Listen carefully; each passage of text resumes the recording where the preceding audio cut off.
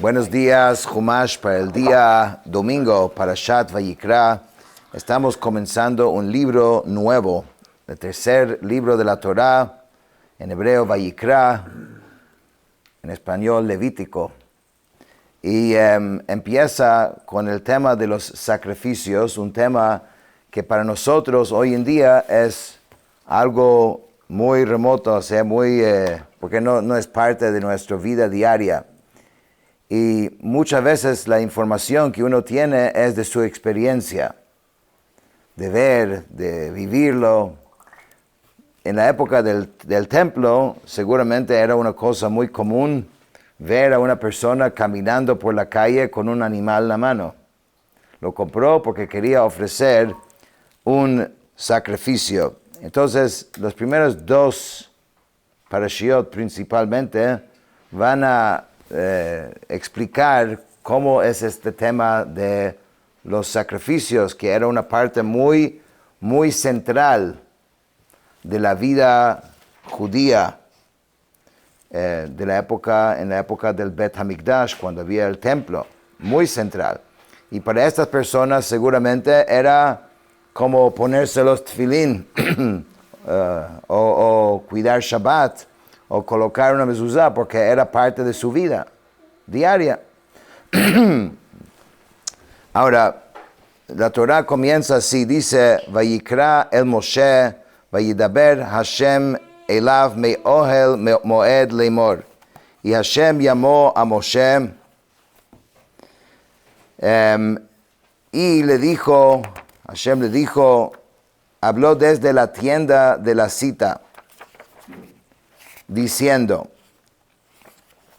entonces recuerdan que terminamos el libro de Shemot, el segundo libro de la Torá, y en este libro ya quedamos con el Mishkan totalmente ya listo, preparado, y sabemos de que uno de los servicios principales en el Mishkan era los sacrificios. Entonces lo lógico es que después que tienes un Mishkan, ya vas a preguntar, ahora, ¿qué hacemos dentro de este espacio? Entonces viene la Torah y te dice, esto es lo que vas a hacer, estas son las diferentes circunstancias. Ahora, Korbanot, los sacrificios, tienen varias diferentes categorías. Hay sacrificios individuales y hay sacrificios de la comunidad, todos juntos, colectivos. Hay sacrificios que son voluntarios, que uno quiere ofrecer un sacrificio, y hay sacrificios que son obligatorios, de que si haces ciertas cosas, entonces la Torah obliga a la persona de ofrecer un sacrificio. Los sacrificios pueden ser de animal, de vegetal o de mineral, como vamos a ver todo esto. En general, los sacrificios se dividen en 4 categorías muy generales y después otras subcategorías. La primera categoría es Olá, un Korban Olá, que es todo a Hashem, es voluntario. Es un sacrificio que uno hace voluntariamente. Hay Shlamim, que es el Korban, se llama de paz. Cada uno se va a explicar para qué es, ¿no? Después hay Korban Hatat, que es un Korban por pecado, por haber pecado. Y después hay Asham, un Korban Asham que se llama de culpabilidad, un Korban de culpabilidad. Entonces, la Torah va a comenzar hablando primeramente de Korban Olá, porque aquí recién inaugurado el templo y están todavía en el desierto. Entonces, gracias a Dios, no hay muchos pecados, ¿no? La vida todavía no comenzó. La fábrica de pecados, ¿no? empieza una vez que ellos entran en la tierra, empiezan a vivir la vida y entonces allá, obviamente las otras categorías van a ser más a menudo, pero entonces lógicamente era más lógico para esa época, para ese momento, comenzar con los korbanot que son voluntarias. ¿Okay? Entonces, sobre esta palabra Vayikra el Moshe, entonces Rashi dice algo interesante. Dice que todos los enunciados y todos los dichos y todos los mandatos que Dios comunicó a Moshe siempre fueron precedidos por un llamado. Este llamado constituye una expresión de cariño. Además, o sea, la expresión Vayikra. Además, también es una forma de expresión utilizada por los ángeles para llamarse unos a los otros. Y como está dicho, dice, y un ángel llamaba al otro y decía, Kadosh, Kadosh, Kadosh, Santo, Santo es Dios. Pero a los profetas del mundo, Dios se reveló de un modo distinto al de Moshe, utilizando un lenguaje que denota transitoriedad, dice, e impureza. Porque en vez de decir Vayikra, utiliza la expresión Vayikar, sin la Aleph al final. Entonces, ¿qué quiere decir esto? Quiere decir que hay dos formas que uno puede relacionarse con el otro, también entre seres humanos. Puede haber el caso de que uno quiere invitar a otra persona, digamos, a la boda de su hijo. Entonces, 3 meses antes va y le envía una invitación, por favor, venga, va a su casa y le entrega la invitación. Ya parece que esta idea ya se murió con el internet, ¿no? Pero aquí ya no hace mucho, eso era el sistema, ¿no? Que las personas antes de una fiesta, literalmente, hacían entrega a cada persona con tiempo, después te llamaban, o sea, si no te conseguían, si lo recibiste. Pero el punto es, significa que en la invitación, en el llamado, en la comunicación, hay como cariño, hay propósito. Después hay el caso de que uno, en el día de la boda, encuentra un amigo ahí en una tienda y dice, ay, se me olvidó invitarte, pero por favor venga esta noche. Eso se llama así, Vayikar, o sea, te llamo y te invito, pero no, eso le falta la Aleph, ¿no? La letra Aleph. Entonces, esta es la idea. Vayikra es un llamado de mucho cariño. Después dice Rashi que Vayikra Moshe dice, la voz divina avanzaba y llegaba directamente a los oídos de Moshe, pero todo el pueblo judío no la oía. Es increíble. Hashem llamaba de un lugar y se supone si una voz suena aquí, entonces todos vamos a escuchar. Hay forma de llamar y gritar o decir algo en voz alta aquí en un espacio y que solamente una persona lo escucha y los demás no. Pues así era esto. Que Hashem lo llamaba y nadie más escuchaba sino solamente Moshe. Y este es un concepto en general, la idea de profecía es así. Hashem habla, Hashem se comunica y llega a quien tiene que llegar.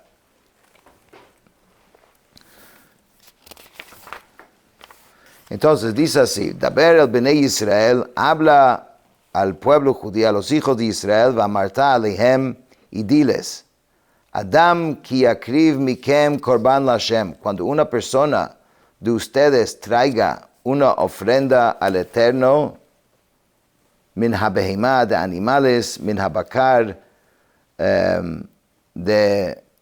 o sea, animales terrestres, de bovinos o min hatzon, o de ovinos, takribu et korbanchem, deben ofrecer su korban de estos animales. Estos son los animales que se debe utilizar cuando vas a ofrecer un korban. Entonces, aquí está, explicándonos primeramente qué animal se puede utilizar. Tiene que ser sacrificios de animales domésticos, así se dice. Sí. ¿Sí? Que son tuyos, que es tu propiedad.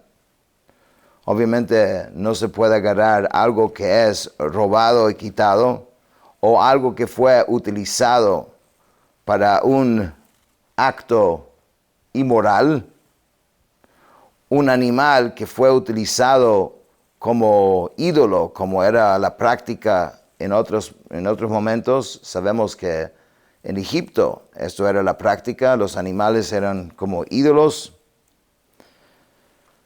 O un animal que tiene una enfermedad, terminal. Todo esto son cosas que descalifican un animal de puede ser utilizado para un corbán, ¿sí?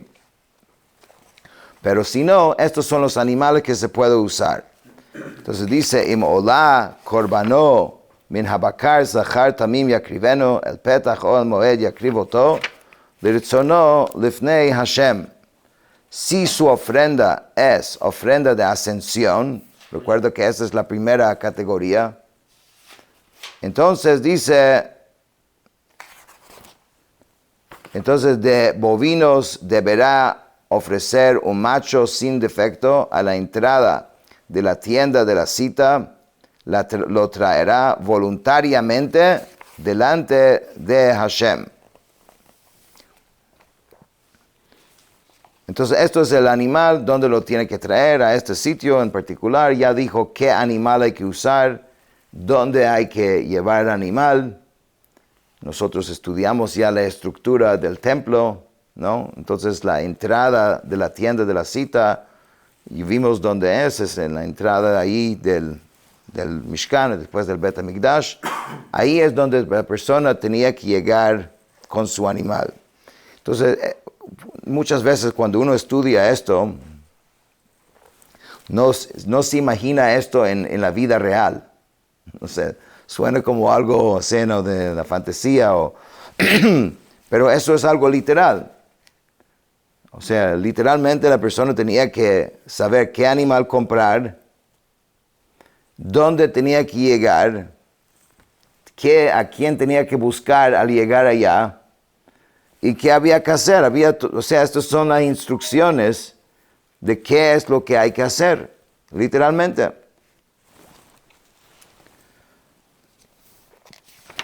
Y es algo, digamos, que existía durante muchos años como parte de la vida normal. Dice, V'samach yado al rosh ha'olah, v'nirtza lo lechaper alav. Entonces, cuando llega la persona y empieza, ¿qué tiene que hacer? Él apoyará su mano sobre la cabeza de la ofrenda de ascensión y le será aceptada para expiar por él. O sea, esa es la idea de que en este caso, ¿por qué la persona está ofreciendo el corbán? La razón de este corbán, que la persona decidió traer esta primera categoría de corbán, es porque había dejado de hacer uno de los preceptos positivos. O sea, la Torah tiene dos categorías de preceptos. Hay 248 preceptos positivos y hay 365 preceptos negativos. O sea, ¿qué quiere decir positivo? Significa cuando la Torah dice que hay que hacer tal cosa, hay que colocar una mezuzá en tu puerta, hay que cuidar Shabbat, ¿no? Hay que ponerse los tefilín. Esos son mitzvot positivos. Después hay 365 mitzvot negativos o prohibitivos, donde dice que no puedes hacer tal cosa, no puedes hacer tal otra cosa. Entonces, hay una diferencia cuando se trata de los korbanot, cuál de estos preceptos uno transgredió. Si Hashem dijo expresamente que no hagas algo y tú lo hiciste, entonces es un pecado activo, ¿no? Entonces eso es otra categoría. Eso es un pecado, o sea, eso cae bajo la categoría de hatat, de pecado, ¿no? En cambio, si uno dejó de hacer una de las cosas que Hashem dijo que hay que hacer, dejó de leer la Shema, por ejemplo, entonces, y ahora voluntariamente quería hacer como una ofrenda, entonces a eso viene el Korban Olá, ¿no? Si uno negó de hacer un mitzvah positivo. Entonces dice, después tiene que colocar las manos fuertemente sobre el animal. Esto es el acto que tiene que hacer la persona, el dueño del Korban. Y después dice, ושחט את בן הבקר לפני השם, והקריבו בני אהרון הכהנים את הדם, וזרקו את הדם על המזבח סביב, אשר פתח אוהל מועד. Entonces, después hay que degollar el animal delante de Dios, y los hijos de Aarón, los Kohanim, traerán la sangre y arrojarán la sangre alrededor en el altar que está en la entrada de la tienda de la cita.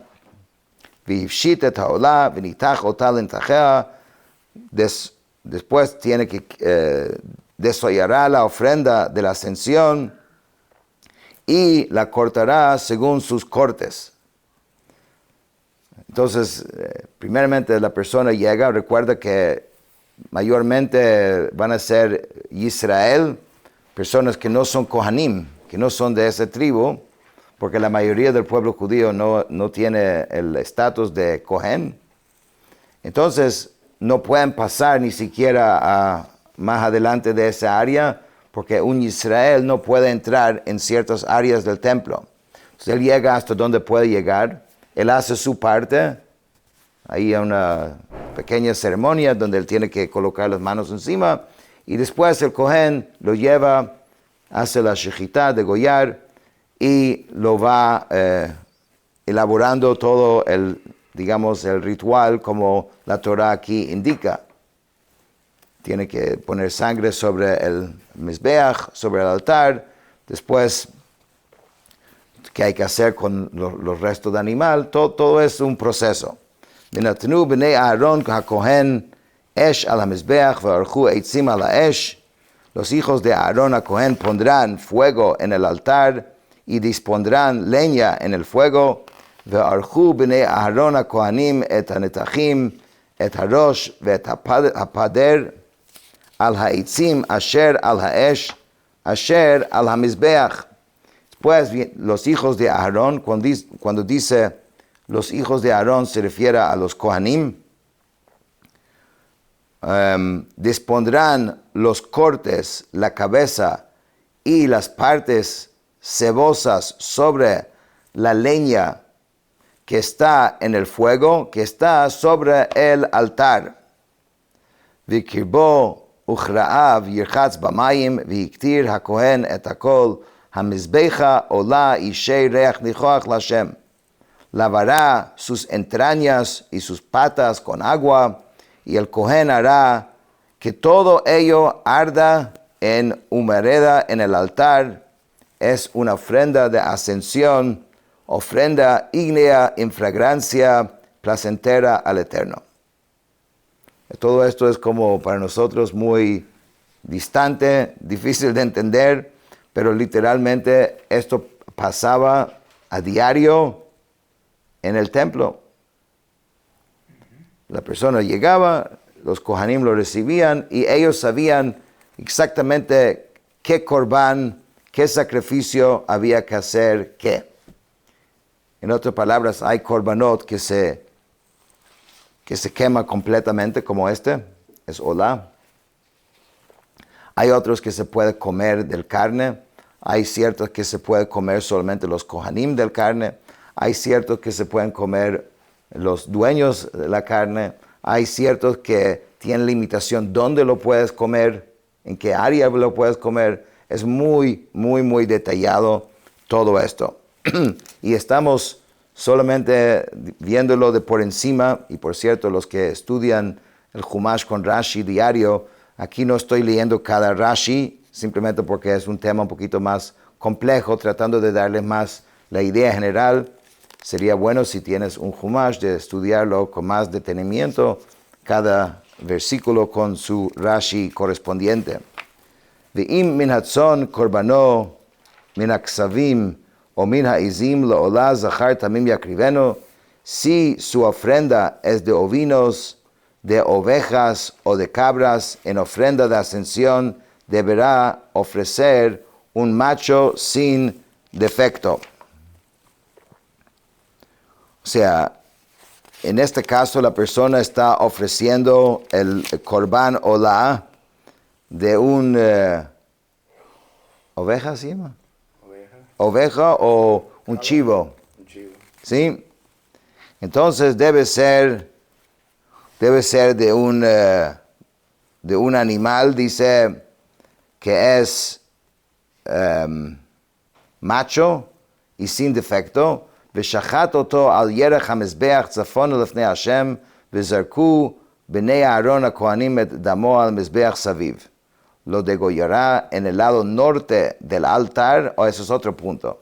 ¿En qué parte del altar había que ofrecer el corbán? Y los hijos de Aarón, los Kohanim, arrojarán su sangre sobre el altar alrededor.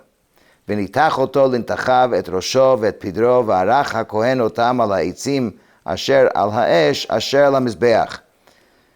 Él lo cortará en pedazos su cabeza y sus partes cebosas, y el Cohen los dispondrá sobre la leña que está en el fuego que está sobre el altar. Vehakerev, vehakraayim, yirchatz bamayim, lavará sus entrañas y sus patas con agua. והקריב הכהן את הכל והקטיר המזבחה, עולה הוא אישי ריח ניחוח להשם, y lo debe hacer que arda en humareda sobre el altar. Esta es una ofrenda de ascensión, ofrenda ígnea, en fragancia placentera al Eterno. Solamente esta frase, que es una fragancia placentera, que se escucha muchas veces, que en hebreo es reach nichoach.